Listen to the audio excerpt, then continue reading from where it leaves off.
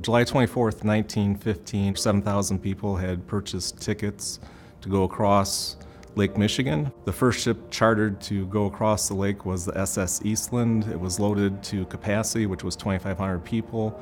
Within a matter of 2 to 5 minutes after boarding, the ship rolled 90 degrees into the river and 844 people died right there at the wharf. The Red Cross coming to the scene really was about trying to get in there and administer assistance to those that did survive, those that were pulled from the river, and then manage the relief from that point forward. For 100 years, the American Red Cross has been teamed up with the Chicago Fire Department.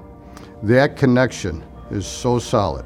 I couldn't imagine what it would be like without having the Red Cross at our side during the cases of large-scale disasters or even the smaller disasters where somebody loses one home. I woke up to a house fire, ran out of the house, realized that my whole house was on fire. Within 10 minutes, the Red Cross was at my door to help me out. They offered me a place to go.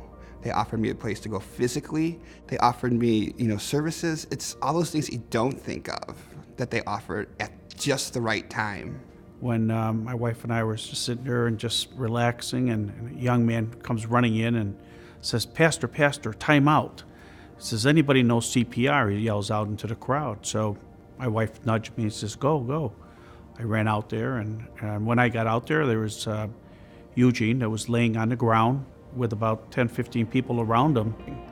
So I ran over and started the compressions that I had learned over at Red Cross. I'm winding up to breathe heavy into him. I could feel the hand of God. And as I did my third breath, he came through. I have known of the Red Cross since I was 3 to 5 years of age, and that was back in World War II. I'm now 75. I've been involved with the Red Cross as a volunteer since 1958. Over the summer, I made a lemonade stand and donated all my money to the Red Cross.